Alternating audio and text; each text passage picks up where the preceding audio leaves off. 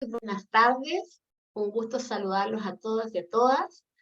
Eh, Mi nombre es Daniela Azú, soy la directora de un nuevo magíster de la Universidad Diego Portales, que ha sido desarrollado en conjunto entre la Facultad de Medicina y de Administración y Economía, que es un magíster en gestión de instituciones de salud. Nuestro magíster lo que busca es integrar las dos disciplinas, proporcionar los conocimientos, las competencias y habilitando, ¿cierto?, a los profesionales que se desarrollan en las instituciones del sistema de salud para que puedan efectuar una transformación, una innovación y alcanzar, ¿no es cierto?, el mejoramiento del sistema de salud en su conjunto.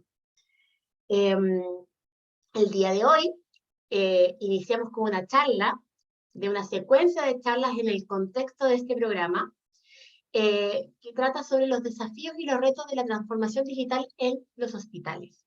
Y para ello contamos con Rodrigo Castro Apablaza, un profesor de nuestro magíster, el cual, Rodrigo acá presente, es ingeniero comercial, máster en Economía de la Salud de la Universidad de York, del Reino Unido, y cuenta también con otro máster en Salud Digital en la Universidad de Flensburg, Alemania.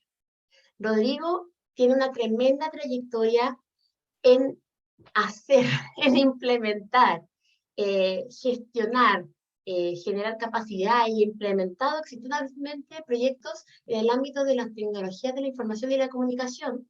Ha sido también jefe en áreas claves de sistemas de información y de comunicación, del FONASA, del MISAL, y hoy recientemente, ¿no es cierto?, él también es jefe de esa área en particular del complejo del Hospital San José de Maipo.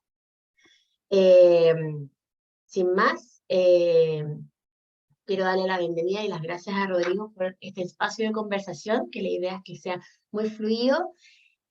Nosotros estaremos atentos también a las preguntas que nos puedan ir haciendo en el chat. Y sin más demora, quisiera como comenzar esta conversación, Rodrigo, ¿qué es la transformación digital? Partamos desde los fenicios, ¿no es cierto? Claro que sí, Daniela. Bueno, muchas gracias por esta invitación. La idea es reflexionar, conversar sobre la transformación digital en Chile. Voy a compartir pantalla. ¿Ven la pantalla? Sí, así lo digo. Perfecto. Ya, excelente. A ver, la transformación digital en los hospitales. La reflexión que quiero realizar es una reflexión en que todos los hospitales estamos en diferentes procesos en la transformación digital. No creo que no existe ningún hospital que no esté en este proceso. Algunos más adelantados, otros menos. Y son tres pilares fundamentales. El primero es implementar sistemas. Es un gran trabajo, se requieren recursos. La idea acá es informatizar los procesos clínico-administrativos, implementar una ficha clínica, que esa ficha clínica esté en todos los procesos clínicos, sea ambulatorio, hospital, urgencia, COSAM. Se informatizan también los procesos administrativos, los sistemas de apoyo, y se busca al mismo tiempo una interoperabilidad de los sistemas para que conversen con otros, que se conoce también como la salud conectada. Es cuando los sistemas se puedan conectar, trabajan con estándares internacionales, y se logra la coordinación del cuidado entre diferentes niveles asistenciales o establecimientos, porque los datos fluyen y están conectados y existe interoperabilidad. El siguiente pilar importante es, una vez que ya tenemos sistemas implementados, tenemos datos, tenemos interoperabilidad de datos. El tercer pilar importante es ahora, bueno, ahora que tenemos los datos, ¿qué hacemos? Entonces ahí viene todo el tema de la analítica, el trabajo de entender los datos, traspasar los datos a información y esa información a conocimiento. Porque al final, ¿qué buscamos? ¿Para qué necesitamos la transformación digital? Bueno, para gestionar el conocimiento y de tal forma de lograr que la organización en hospital sea capaz de aprender de sus propios datos, de la evidencia. Hay hospitales que trabajan estos tres pilares de forma simultánea, y hay otros hospitales que empiezan primero por los sistemas, después se cabecean con la interoperabilidad y terminan al final con la analítica. Mi recomendación en general para los hospitales es que, independiente si tú aún no comienzas o estás muy avanzado, como son procesos continuos que no terminan porque siempre hay un mejoramiento continuo, siempre hay un nuevo sistema para implementar, una nueva interoperabilidad, más analítica. Lo que se requiere acá es a veces trabajar estas tres cosas, estos tres pilares al mismo tiempo, para lograr que los clínicos y en general las personas y los funcionarios que trabajan en los hospitales no se frustren con los proyectos informáticos, porque muchas veces se implementan sistemas, pero no se logra llegar a la analítica, y si los datos no son una retroalimentación para la gestión, no son útiles para los médicos, para los clínicos, para la toma de decisión, el apoyo a la transformación digital, el apoyo a los proyectos informáticos empieza a bajar. Entonces es muy importante para que esto siga vivo y se pueda seguir adelante, es que tempranamente uno pueda trabajar los datos para entregar esos datos a través de tableros de mando, dashboards, diferentes herramientas de analítica, para que uno reciba apoyo permanente de los clínicos y los directivos y de los gestores para seguir adelante con estos proyectos. Ahora, ¿cuáles son las dificultades que tienen los hospitales para lograr la implementación de sistemas o la salud conectada y la gestión del conocimiento? Bueno, abajo están viendo en esta diapo a mano izquierda, están los habilitantes tecnológicos. Y los habilitantes tecnológicos son sumamente importantes porque es la base para poder registrar la información. Entonces, claro, hay hospitales que tienen un parque de PC muy avanzado, hay otros que lo tienen obsoleto. Lo mismo con las redes y el internet. Se requiere un parque de PC, software actualizado, internet dedicado de alta velocidad para lograr realmente la gestión del conocimiento. Hay algunos hospitales que tienen habilitantes tecnológicos más avanzados que otros, pero la dificultad aquí está en poder actualizar los software y el parque computacional para que no sea al final un dolor de cabeza. Con respecto a la usabilidad, ¿sí, Daniela? Sí, no, sí, como una pregunta muy limpia es, ¿no podríamos decir que existe una fecha de inicio de la transformación? En el fondo es un continuo. Es un continuo porque uno empieza implementando un sistema, pero uno sigue implementando otros sistemas, sean clínico o administrativo, y es como tú dices, un continuo.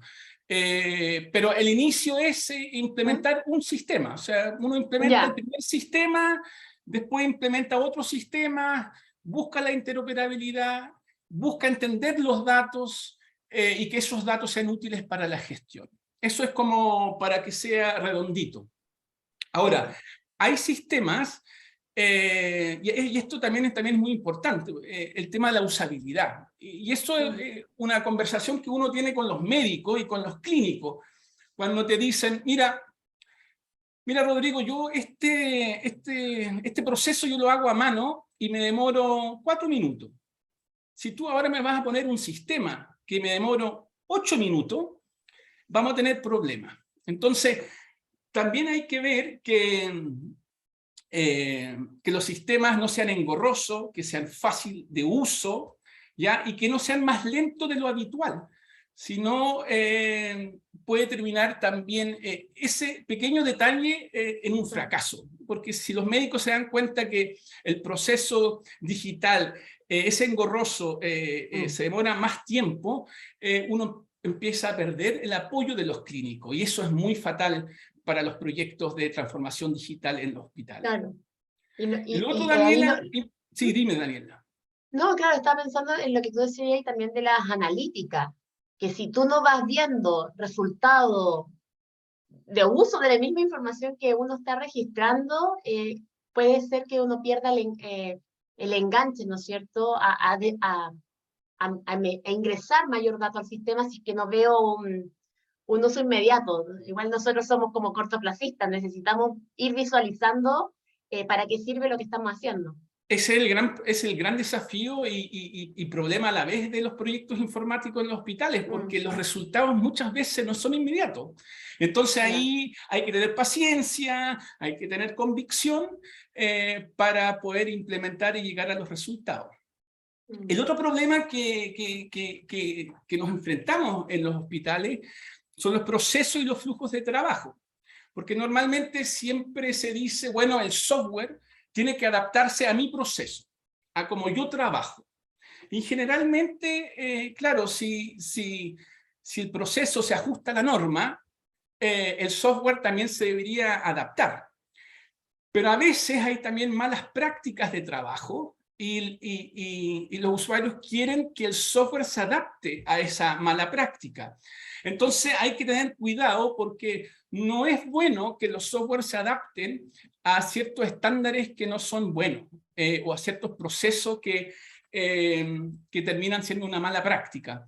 Eso también es un tira y afloja en la implementación, en los requerimientos del usuario, porque a veces hay que ir distinguiendo estas dos aguas, entre si es realmente lo correcto o es algo que solamente este hospital en particular lo está haciendo.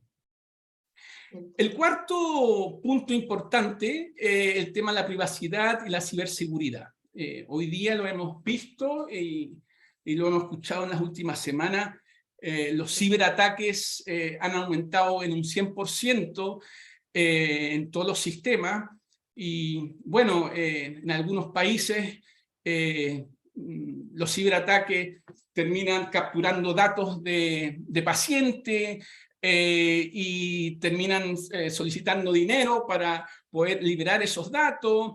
Hay sistemas de telemedicina que no son del todo correctos en temas de seguridad de la información, tienen vulnerabilidades. Entonces el tema de la privacidad, la seguridad de la información y la ciberseguridad es un tremendo tema, es un temazo, donde la mayoría de los hospitales tienen que reforzarse, tienen que dedicarles recursos para poder hacer frente a estas amenazas que van creciendo. Y no solamente en Chile, van creciendo estas amenazas en general en todas partes del mundo. Así que ojo con los hackeos, gran amenaza para la salud digital, lo hemos visto y esto va a seguir siendo así. El último tema, Daniela, respecto a esta diapo, es la gobernanza, explotación y gestión de datos digitales.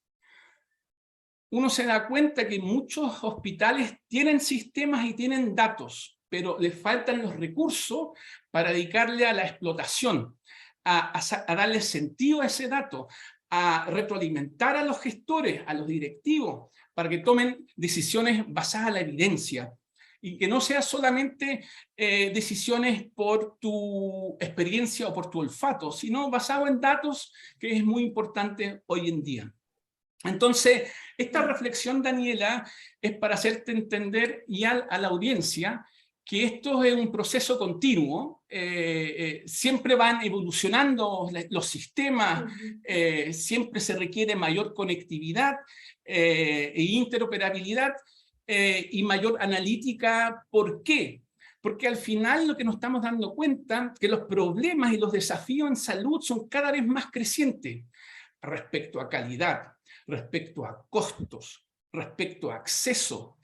Y si no logramos ser proactivos y terminamos siendo siempre retroactivos, no vamos a poder solucionar los problemas y vamos a ver que los hospitales siempre están como por atrás para llegar a las metas, y la idea es que no sea así. Y ahí Entonces, en este sí, tremendo desafío que tú señalas, ¿qué atributos o recursos o competencias tienen que estar como un mínimo necesario para llevar a cabo este proceso? Eh, lo pregunto en el sentido de que lo has mencionado, ¿no es cierto?, sí, de los profesionales, ¿no es cierto? Hay un tema del mindsetting también, me imagino que recursos económicos, no sé, bueno, tú que has vivido y vives en la implementación de estos procesos, eh, sabes mejor, quizás que muchos otros, qué se necesita o qué, como, sobre todo las competencias o atributos organizacionales, no sé, estaba pensando en lo de la gobernanza, explotación de los datos. sí, sí. Mira, la experiencia que tengo, Daniela, es que aquí los grupos interdisciplinarios son muy importantes. Yo veo los hospitales donde hay grupos, donde hay ingenieros, informáticos, administradores, médicos, clínicos. ¿Por qué? Porque al final uno se da cuenta que salud es un tema muy complejo, y se requiere de equipos transversales, multidisciplinarios para trabajar en estos temas. Y también ciertas competencias, efectivamente, de cómo manejar la base de datos, cómo hacer la explotación, cómo hacer inteligencia de negocio. Son competencias bien específicas. Y al mismo tiempo, aquí también lo que se requiere, Daniela, es que la transformación digital de alguna forma esté visible en el organigrama de un hospital. Y eso en algunos hospitales se está dando y en otros hospitales no tanto. En algunas partes la transformación digital depende directamente del director del establecimiento, y en otros lugares son equipos que dependen de subdirectores o de mandos medios. Mi visión es que esto va a ir cambiando. Si yo observo los organigramas de los hospitales, por ejemplo, en Europa, el Departamento de Transformación Digital está tomando mucha relevancia, porque además se requiere aquí un trabajo continuo y con todos los departamentos y con todas las personas. Entonces, en ese sentido, las competencias son importantes, como también ir reforzando con capacitación los sistemas de información, las herramientas tecnológicas que hay que usar, e ir capacitando permanentemente, porque aquí hay un avance tecnológico que es muy, muy, muy veloz. Perfecto.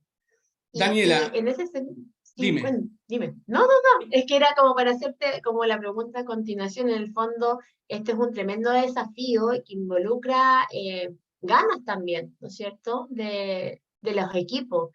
Te iba a preguntar, como para pasando, ¿no es cierto?, a la otra parte, ¿Ya? eh, como qué necesidades y motivaciones tienen los trabajadores para hacer uso de estas herramientas en su día a día.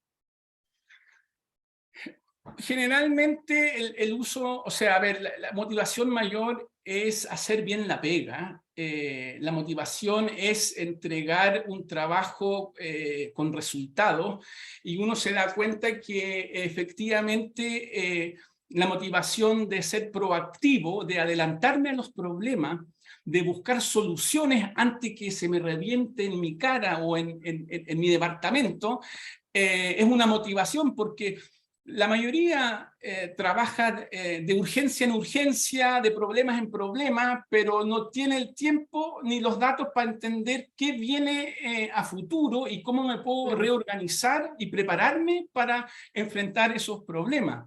Ahora, uno ve que las especialidades médicas, o sea, no hay ninguna especialidad, no hay ninguna profesión o centro que se está liberando de la transformación digital. Está tocando desde el modelo de atención hasta de cómo hacer investigación clínica.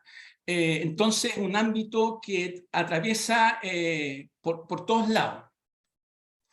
Y bueno, la próxima diapo, la idea es hacer una distinción y hablar, y comunicar a la audiencia respecto a la transformación digital y el modelo de atención. ¿Y qué significa? Claro, el tema de la... ¿Qué significa la visión en la transformación digital? Acá, ¿qué visión tengo respecto a la transformación digital?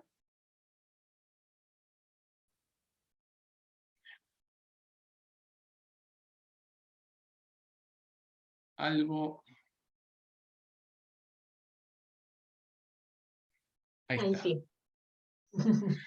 Mira, la visión de la transformación digital, como les dije, afecta a los profesionales, afecta a todos los prestadores, a los procesos, a los hábitos del paciente. Y aquí también un tema muy importante, que es cómo esto le va a afectar al paciente, al usuario, al ciudadano. Y aquí uno ve también cómo se están empoderando, se están capacitando, se están empoderando de sus propios datos, y eso es bueno, porque hoy en día, para superar las enfermedades, es muy importante que el mismo paciente tome un rol activo. Entonces, aquí también uno ve que los pacientes que se están empoderando y estos hábitos les van a ir cambiando también en la forma como ellos están actuando y están solicitando y pidiendo cosas a los hospitales. Otro tema importante es la inteligencia artificial, que impulsa el diagnóstico. Estamos viendo, por ejemplo, en radiología, en temas de las imágenes, cómo los diferentes algoritmos están ayudando para que los médicos puedan diagnosticar de una forma más rápida y más certera. Y la aplicación de algoritmos en los hospitales lo estamos viendo. Algunos hospitales en el sector privado, como también en el público, ya están implementando algoritmos en su gestión en ciertos departamentos y están teniendo éxito con respecto a la resolutividad. Los tiempos son menores, pueden abarcar mayor cantidad de problemas, y eso es muy importante para garantizar también el acceso y la cobertura universal. Porque la oferta es limitada y la demanda es casi infinita. Entonces es muy importante de que la resolutividad sea acelerada y con tiempos acotados para abarcar todos estos problemas. También creo que la transformación digital a los hospitales lo va a llevar al camino hacia la excelencia. Hacia la excelencia porque cuando tú dominas los datos, tú entiendes tus costos, tu calidad, tus problemas, la casuística, el tema de tu perfil de paciente, ¿no es cierto? Conocer tu población al final de cuentas. Conocer tu población, exactamente, porque no es lo mismo, Daniela, en que yo tenga un hospital abierto para que el que tenga un problema yo lo atiendo, o que yo sepa, mira, como hospital a 8 cuadras tengo una cuadra con una población de alto riesgo que lo más probable en unos meses más van a terminar en la urgencia. Y si yo como hospital, trabajando en red, me puedo ir preocupando y trabajando con esa población para disminuir el riesgo, voy a lograr, por ejemplo, que no tenga cuellos de botella en la urgencia porque tengo controlada la población. Porque tengo un trabajo proactivo con ellos y no espero que lleguen al hospital a la consulta de urgencia. Claramente van a existir a futuro una reducción de visitas físicas, porque ya lo estamos viendo después de la pandemia, o sea, la telemedicina llegó para quedarse y hoy día se ve cada vez más también que los usuarios y los pacientes y el ciudadano le va muy bien y está satisfecho de poder tener visitas presenciales, pero también virtuales. Yo creo que esa combinación llegó para quedarse. La transformación digital va a significar también en que le vamos a dar mayor valor a los datos, que ya no solamente vamos a hacer inteligencia de negocios, sino que a futuro vamos a poder, con los datos que tenemos, con diferentes modelos matemáticos, hacer proyecciones sobre si llega un paciente, entender cuánto tiempo va a estar en el hospital, qué recurso va a requerir, de tal forma que yo quizás proactivamente pueda trabajar para que esa intensidad de recursos bajarlo y que sea más costo efectivo para el hospital del tratamiento que va a entregar. En otras partes, Daniela, las terapias digitales también es un temazo en algunos países. Aquí todavía no ha entrado mucho, algunos hospitales lo ofrecen. Terapias digitales, me refiero, Daniela, que cuando vas al médico, el médico te puede prescribir un medicamento, pero al mismo tiempo también una aplicación que es para tu problema de salud, para tu patología, y te va a ayudar en gestionar tu enfermedad. En países como en Alemania, Daniela, ya hay instituciones como ETESA, de una forma independiente, que hacen evaluaciones de las aplicaciones y pasan por todo un recorrido de evaluación económica y de impacto para que finalmente los seguros los incorporen en su arancel.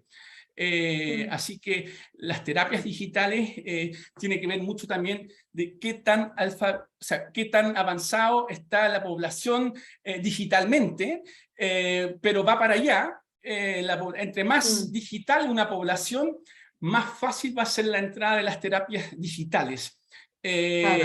Y eso también es como una visión. ¿Cuáles son las brechas que tenemos, Daniela? Bueno, la mirada en red. Las redes integradas de servicios de salud es un temazo que una y otra vez se trabaja, pero es un tema continuo, porque al final lo que se requiere acá es desarrollar inteligencia sanitaria de toda la red, compartirlas con todos que trabajan en la red, para en conjunto poder solucionar los problemas de la población a cargo. Todavía falta implementación de sistemas. Tenemos problemas de registro. Muchas veces no se le da mucha importancia en algunos hospitales de cómo se registra, porque, Daniela, si tú no tomas decisiones basadas en datos, poca preocupación tienes respecto si se registra bien, oportunamente y con información veraz. Pero o sea, si no lo uso, si no lo uso, ¿para qué voy a hacer el esfuerzo, ¿no es cierto?, de ingresar información? Es como... Exactamente. Tenemos también, que es también un gran temazo, muchos sistemas que son sistemas islas, que no... Un sistema que resuelve un problema, pero no se comunica con nadie. Entonces, de esos sistemas tenemos mucho en los hospitales, y eso también agota mucho, porque significa que los que trabajan en hospitales, los funcionarios, al final tienen que registrar el nombre del root en todos los sistemas, porque no están conectados, porque no existe un maestro de paciente. Entonces, eso también es una gran frustración de los hospitales, cómo ellos tienen que ingresar información en 4 o 5 sistemas, internos. Internos, o sea, exactamente. O sea, hay un juicio, ¿no es cierto? No siempre habla de la integración de la red, de la integración de los datos, y hay un problema también de integración adentro del propio establecimiento que facilite el seguir, al final de cuentas, un centro costo, un paciente. Eso Sí, debe ser muy agotador también para los equipos internos. exactamente, porque para los equipos internos al final lo que les llega por memo o por resolución, implemente este sistema. Y es un sistema más, y así nos vamos llenando de sistemas islas que no conversan, Y eso es una gran dificultad y agota mucho para Ahí las te hago personas una que... pregunta del Sí. público que va exactamente relacionado, creo que con esto de los sistemas islas. Es un poco más profunda la pregunta, pero te dice, hoy las organizaciones viven en entornos muy cambiantes, lo cual afecta a las operaciones y procesos. ¿Por qué las organizaciones deberían adaptarse a soluciones o sistemas muchas veces rígidos, caros y complejos? No, efectivamente, aquí hay que buscar flexibilidad. O sea, el proveedor del sistema tiene que ser flexible, como también el usuario, porque aquí las cosas no son ni negro ni blanco. El software tiene que adaptarse a la realidad del usuario, a sus procesos, pero también tiene que entender el usuario y el hospital que tiene que pedirle a ese software ciertos procesos que son normativos, que son correctos, pero que no sean malas prácticas.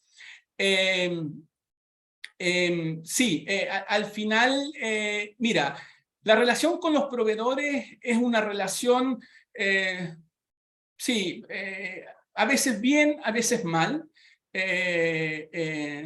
Y hay que saber gestionar bien estos requerimientos, hay que gestionar bien estas frustraciones, porque una de las cosas más difíciles, o sea, es fácil empezar un proyecto informático, pero es difícil llevarlo a término, llevarlo a puerto, implementarlo. O sea, uno ve aquí en Chile y en general muchos sistemas que empiezan, pero también muchos fracasos. Entonces, se requiere aquí un trabajo en equipo para que estos sistemas realmente traigan beneficio a los hospitales. Otro tema donde tenemos brecha es que muchos de estos sistemas y soluciones de tecnología no tenemos una institución que los pueda certificar o evaluar. Sí tenemos SENS. SENS es una institución que se creó y que están certificando, y me parece muy bien y genial, pero nosotros deberíamos tener como ADN que todo sistema de alguna forma tiene que estar certificado por los estándares, certificado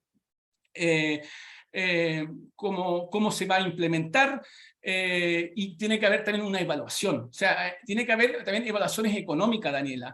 ¿Qué impacto tienen estos sistemas y Como qué un poco relacionado con beneficio? lo que decía el alumno, ¿cierto? El costo también, o sea, costo-beneficio de un sistema versus otro también, no Exacto. llegar y instalar cualquiera que después no te va a servir y hay que botarlo. ¿No? Bueno, Sí, yo y tú trabajamos en el sector público, uno no está ocupando un sistema y al tiempo ya después te cambian a otro. claro. Así que tienes toda la razón y ahí también va muy ligado también a que como seres humanos, instituciones, no nos gusta evaluarnos. Ahí Bueno, tocamos un tema muy profundo, ¿no es cierto? Que es da que para... Daniela, también es que no hay tiempo en los hospitales para hacer estas evaluaciones. Sí, ahí No, se tendría que ser requieren alguien ayuda externo. externa. ¿Ya? Aquí se requiere ayuda externa. Hoy día lo hace SENS, pero es un tema que debería aumentar. Creo que eso también va a tener mucho crecimiento. Espero que algún día ETESA pueda incluir también la evaluación de soluciones de TI, y no solamente de tecnología médica. Otra brecha que veo para pasar al modelo de atención es todo el tema de alfabetismo e inclusión digital. Si no nos preocupamos de reforzar con capacitación la inclusión digital y el alfabetismo digital, va a ser difícil que como sociedad demos un salto digital. Y yo lo veo cuando incorporamos las comunidades, incorporamos trabajando con la comunidad, a diferentes líderes de la comunidad para hacer telemedicina, y claro, hay a veces rechazo a esta tecnología, y muchas veces es porque no han usado o porque le tienen miedo, y aquí debería haber una preocupación constante a lo largo de todo Chile para ir logrando una inclusión digital de la población, de las personas, porque eso también va a ayudar mucho en la transformación digital. ¿De qué me sirve tener una transformación digital si mis usuarios no están en la misma ruta. Ese es un tema. Y con respecto al modelo de atención, para hacer una diferencia entre la transformación digital y la transformación del modelo de atención, como te decía antes, Daniela, el tema que hoy día es un modelo híbrido entre presencial y a distancia.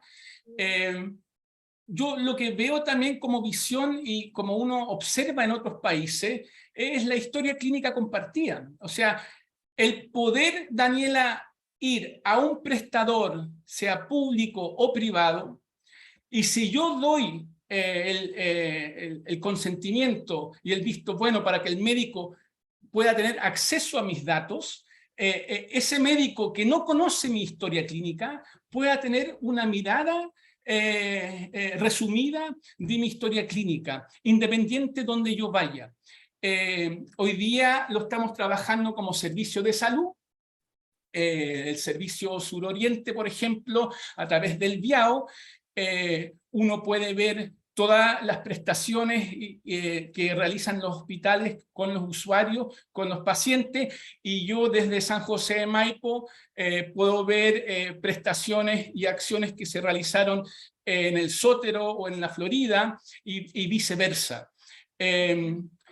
Yo lo que veo es que esto debería ser a nivel país, y también veo que el día de mañana el prestador privado también debería ser incluido, porque yo no entiendo que tengamos información que no se pueda compartir. Ahora, para eso se requiere un maestro de paciente, para eso se requiere continuidad en los proyectos, y bueno, en ese sentido, con estas herramientas uno logra también tener redes más colaborativas y que se articulen para lograr una mejor salud para la población. Con respecto a la visión territorial, respecto al modelo de atención, uno siempre cree que en el modelo de atención uno espera que el paciente usuario se conecte con el hospital, o yendo a la urgencia, o si vas a la atención primaria, a un control de crónico, pero el día de mañana el modelo de atención va a significar también, Daniela, y eso es un poco la diapo que les voy a mostrar del trabajo que estamos haciendo en San José de Maipo, ¿Ya? es que si yo cruzo los datos, si yo veo que hay pacientes que no han venido a controles o que tienen problemas mayores y podrían terminar en la urgencia, yo proactivamente poder preocuparme de ellos, de tal forma que no lleguen a la urgencia, o de tal forma de darle una solución que termine mejorando su calidad de vida y disminuye su riesgo clínico. En inglés se llama Health Population Management, que es la gestión de la población, y para eso tú tienes que tener los datos de la atención primaria, del hospital, de la comuna, los determinantes sociales, una cantidad de set de información que si tú lo empiezas a cruzar, tú vas viendo quiénes tienen mayores riesgos clínicos, de tal forma de tú ser proactivo con ellos para disminuir el daño. Y ahí ¿Qué una brecha? pregunta, ¿Sí, Daniela? perdón, antes de la brecha, ¿cómo uno, porque hay unas preguntas en el chat súper interesantes también que te las quería plantear, que hay dos muy ligadas, en el fondo, ¿cuál es la línea base en la cual estamos trabajando? Porque, como en el sentido de, ¿dónde estamos hoy día? Tenemos información de cómo está nuestra transformación digital, no sé si hay indicadores, mediciones, y en ese sentido identificar quiénes están más atrás que otros, porque acá te preguntan una oyente, ¿no es cierto? Dice que le gustaría saber cómo está la operatividad actual en la región metropolitana, ya lo hace en la región metropolitana, pero y si podemos llegar a estandarizarla, cuántos respaldos deberíamos tener, o sea, está preguntando muy bien de cómo, cuáles son los pilares que tenemos hoy día, dónde estamos. Sí. Y otra pregunta que está muy relacionada es, en el fondo, que dice, no sé si es una respuesta como a la misma pregunta de la compañera, que dice, quizás determinar el hospital que esté más avanzado en el tema y trabajar ese caso, usarlo de modelo y para replicarlo a los demás. Eh, Como en el fondo Eso me copiar las gusta, me mejores gusta. prácticas. Me gusta, Daniela, Entonces, me gusta. Me esas dos gusta el preguntas, o tema. sea, hay que parece Sí. que una respuesta que está asociada a la primera pregunta es como, ¿cuál es dónde estamos? Sí. Bueno, para que un hospital sepa dónde está, tiene que primero hacer un diagnóstico interno, y para eso hay diferentes metodologías para medir la madurez digital. La madurez digital es entender mis capacidades, mis falencias, en qué soy bueno, qué sistema estoy implementando, si logro interoperabilidad, hacer analítica, si gestiono el conocimiento, si realizo innovación. Mira, hay una metodología de la Organización Mundial de la Salud, hay también otra metodología de HIMSS, que es una organización de Estados Unidos, pero lo que busca es a través de cuestionarios, de muchas preguntas, situarte dónde estás digitalmente, y a través de esa foto de tu madurez digital, armar un roadmap, Ok, proyectos a corto, mediano y largo plazo con respecto a qué proyectos necesito implementar para lograr tener una mayor madurez digital. Y todo termina en gestionar el conocimiento. Si al final los datos son conocimiento, y si no tenemos conocimiento no vamos a tomar decisiones coherentes y basadas en datos. Y eso es sumamente importante. Me gusta la idea de lo que preguntaron o lo que comentaron. Sí, efectivamente, muchas veces esto funciona como efecto dominó. Si un médico implementa un caso de uso en salud digital exitoso y lo muestra, muchas veces hay otros médicos que lo siguen. Lo mismo pasa con los hospitales. Así que claro que sí, siempre es bueno tener hospitales clínicos que van a la avanzada, porque de ellos se puede aprender mucho, y lograr la cooperación con ellos para acotar los errores, avanzar más rápido y implementar velozmente, porque muchos hospitales también están estancados porque no tienen los recursos, o porque hay una alta rotación de personal o de profesionales, o porque tenemos ausentismo. Para la transformación digital, el ausentismo y la rotación es muy malo. O sea, cuando uno ve equipos de trabajo que llevan años trabajando el tema, están dedicados, ellos avanzan mucho más que hospitales que el jefe de proyecto va cambiando cada 6 meses, no hay entusiasmo, tú capacitas, pero te das cuenta que tienes que capacitar de nuevo porque el ausentismo es muy grande. Entonces, son temas que claro. realmente afectan. Y ahí una pregunta relacionada, como, ¿y contamos con un diagnóstico o hay que hacerlo? Así como un catastro. Mira, yo sé que hay varios hospitales que se han hecho ellos mismos un Ellos diagnóstico con. mismos, sí, claro. Sí, pero con metodologías que son válidas. O sea, hace años atrás, hospitales utilizaron la metodología de HIMSS. También hay otros que están avanzando con la metodología de otras partes, como les dije yo, la Organización Mundial de la Salud. Y importante es implementarlos y tener una mirada de dónde estoy hoy. Insisto, Daniela, hay algunos que lo han hecho, otros no, pero yo creo que es importante hacerlo, porque eso te permite dar una foto de hoy Eso, versus tu trabajo que vaya a tener durante 2, 3 años, para después sacar una foto y ver, bueno, en cómo avancé, en cuánto avancé.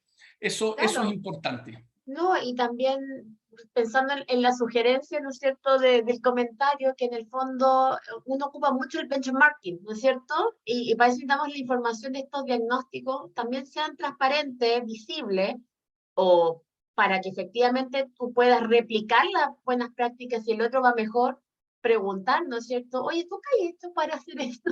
En el fondo generar también un ambiente de colaboración para avanzar, todos. Porque Claro, imagino que claro, van a haber algunos mejores, otros más rezagados, como todo en esta vida, sí, pero uno no está solo en el sistema. exacto. Paso a las Sí, brechas, ¿no, Daniela? sí, sí, te iba a preguntar efectivamente cuáles son las mayores dificultades barreras, ¿no es cierto?, para llevar esta transformación. Y lo conecto con una pregunta que está en el chat, que te dice, ¿está la legislación al día para hacer todo esto? Generalmente no, generalmente siempre la legislación está por atrás. Siempre los más entusiastas están por delante. Efectivamente se requiere ahí un trabajo importante, se requieren leyes que faciliten este trabajo y yo creo que ahí también estamos al debe. Con respecto a las brechas, aquí también hay un temazo, Daniela, y es Ujú. el incentivo de trabajar en la transformación y en el modelo de atención para lograr población sana. Suena como, claro, si todos trabajamos para que la población esté sana, pero los incentivos económicos, Daniela, están para la enfermedad, no está para la población sana. Y yo creo que hay un gran paradigma que hay que cambiar, porque hoy en día, si vamos a lograr redes integradas que digitalmente están muy avanzados y tienen los datos, deberíamos crear los incentivos, uno, para trabajar en red, dos, para mantener población sana. Yo creo que eso es un desafío para los economistas de la salud, para los gestores, porque al final lo que buscamos nosotros es tener población sana. Pero lamentablemente la industria y en general cómo están los incentivos y los pagos de parte de FONASA es a la enfermedad y menos a la población sana. Y eso es un tema que deberíamos cambiar porque la tecnología te ayuda a mantener población sana. O sea, si tengo un crónico con diferentes comorbilidades y yo logro hacer un monitoreo desde su casa, y cuando hay una descompensación yo puedo reaccionar, una visita domiciliaria, un cambio de los medicamentos para que no llegue la urgencia, eso va a significar menor costos para el hospital, menor desgaste para los equipos de la urgencia y vamos a tener un usuario, un paciente contento porque va a tener mejor calidad de vida. Pero hoy día no están los incentivos para eso, Daniela, y yo creo que eso también es un gran desafío del sistema de salud. Para las RIS nos falta gobernanza, nos falta comunicación, coordinación de la red y no mirarnos tanto el propio ombligo, sino entender que aquí somos todos una familia de diferentes prestadores que estamos a cargo de una población y deberían haber un incentivo para trabajar en conjunto. Ese incentivo en papel existe, pero muchas veces quedan en palabras. Con respecto a la brecha, y con esto termino para pasar a la última diapo, efectivamente para el modelo de atención todavía nos faltan acceso a internet de alta velocidad, no todos los hospitales lo tienen, ¿ya? Como también reforzar el tema de la ciberseguridad, pero vamos bien encaminados. Yo tengo bastante esperanza que en los próximos años mejoremos sustancialmente nuestras redes, porque ese es nuestro trampolín para lograr la transformación digital. Y para qué decirte las cosas que podemos hacer cuando salga, y ya salió el 5G, con respecto a cirugías remotas y muchas soluciones que hoy día no se pueden aplicar porque no tenemos internet de alta velocidad. Claro, acá, por ejemplo, también en el chat ponen una, yo creo que es más una reflexión, que en el fondo señalan de que un problema está en que los servicios de salud o los hospitales construyen su plan de acción, identifican los elementos para modernizar digitalmente, realizan pilotos con privados, pero cuando llega el momento de la verdad, para implementarlo con los recursos públicos, ¿no es cierto? No llegan los recursos, hay que licitar, hay mucho tiempo de demora, y como que ahí también al parecer se pierde como este enganche o pone en riesgo los éxitos de los proyectos porque puede ser que no lleguen los recursos para implementar una estrategia que quizás sí tuvo un éxito a nivel de pilotaje. Entonces también Sí. va muy conectado a esa reflexión con lo que tú decías, con la frustración, con que vamos con múltiples sistemas, que lo intento pero después no tengo el soporte. Lo quería mencionar para que no se me fuera el tintero. Daniela, solamente decirte que generalmente los países se llenan de pilotos 1, pilotos 2, pilotos 3, pero llevar eso después a la práctica y extenderlo y que sea algo, una prestación habitual y que sea además pagado por el FONASA, para que existe un incentivo económico, por ejemplo, son los menos casos, efectivamente. O sea, FONASA, por ejemplo, en los últimos años se ha puesto al día con muchas prestaciones relacionadas a la telemedicina, ¿ya? Pero, por ejemplo, todavía no se abarcan temas como terapias digitales. Pero tienes razón, Daniela, nos llenamos de pilotos y a veces hay muchos pilotos que son buenos, pero no recibimos el financiamiento para expandirlo y para que sea una solución país. Claro, ahí está dentro de las Eh, barreras, ¿no es cierto? sí. como de pilar estructural. Para terminar, Daniela, Cuéntanos. contar un trabajo que estamos haciendo en San José de Maipo. Este es un mapa de riesgo clínico entre controles médicos, un trabajo que estábamos haciendo con la APS. Este hospital tiene, aparte de la urgencia del hospital, tiene una atención primaria.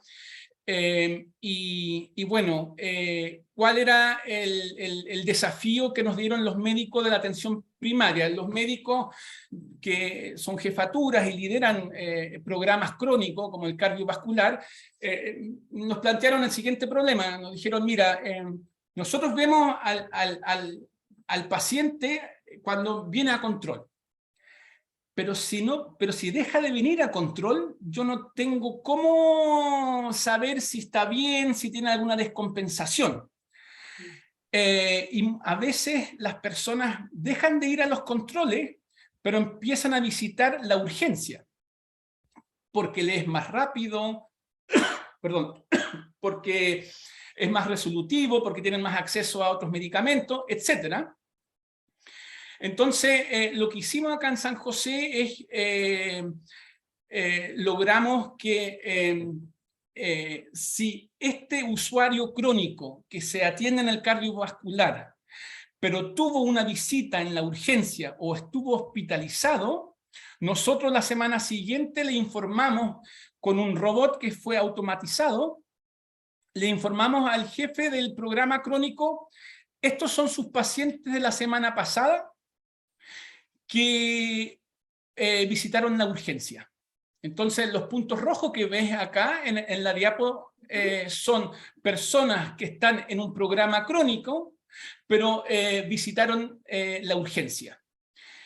¿Eso para qué sirve? Sirve para que la atención primaria sea proactiva, sirve para que ellos llamen, visiten a este paciente porque estuvo en la urgencia, entonces quizás hay que cambiarle el medicamento, quizás hay que hacer algún ajuste, y con esta información que le enviamos semanalmente a los jefes de programas de APS, ellos pueden ver dónde están mis pacientes en el pueblo que estuvieron en la urgencia y que yo voy a pedir a mi equipo que los llame para ver qué pasó y tomar una acción proactiva.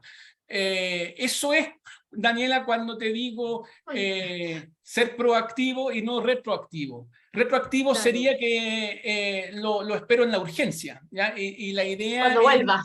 Es Exacto, evitarlo, evitarlo. O sea, exacto, evitar ese daño exacto. adicional. O sea, acá vemos un ejemplo súper concreto de cómo la tecnología nos ayuda a la gestión, que no es, o sea, te ayuda entonces en gestión clínica, estamos mejorando la calidad potencial de vida de un paciente, y por supuesto, si yo hago las cosas anticipadamente, yo reduzco costos a futuro también. O sea, hay una sinergia como completa utilizando herramientas tecnológicas, ¿no es cierto? Como tú señalas acá, como veo el mapa, etcétera. Entonces esto también lo encuentro muy bonito, ¿no es cierto? Que uno ve como en la imagen eh, simple los potenciales beneficios. Exactamente. Eh, Rodrigo, se nos pasó el tiempo, pero volando. Yo no sé si quieres dar algunas palabras de cierre, o Mira, nos dejamos ahí motivados, ¿no es cierto?, de que es solamente un decir gran desafío. que la transformación digital es muy apasionante, es uno de los temas que yo los invito a los que me están escuchando que entren en este tema, en este ámbito, porque nos va a llevar a tener una mejor calidad de vida para los pacientes, nos va a llevar a ser más eficiente, nos va a llevar a entregar mejor calidad y en conjunto poder resolver los problemas complejos en salud que hoy día van creciendo en complejidad. Entonces, si no logramos construir una inteligencia sanitaria que se pueda compartir para tomar mejores decisiones, va a ser muy difícil que nosotros podamos superar estos problemas que son muchas veces crónicos. 1.000.000 de gracias, Rodrigo, por la conversación. Creo que todos aprendimos muchísimo y nos quedamos motivados para segundas o terceras instancias. Yo quería justamente iniciar este ciclo de charlas con Rodrigo, que es nuestro profesor, porque no solamente conjuga que tiene currículum, ¿no es cierto?, universitario, estudiar, sino que lo hace. Lo hace en la práctica, ha trabajado en el sistema, y por lo tanto lo que él nos puede hacer reflexionar y contar viene como de verdad, como de la vida real. Yo desde ya, 1.000.000 de gracias, Rodrigo. Todos invitados, ¿no es cierto?, a seguir profundizando estos temas, y nos veríamos en la próxima sesión, el próximo jueves, con otra charla que tenemos preparado para la comunidad y para que vayamos impulsando temas que mejoren nuestro sistema de salud. 1.000.000 de gracias. Adiós. Adiós.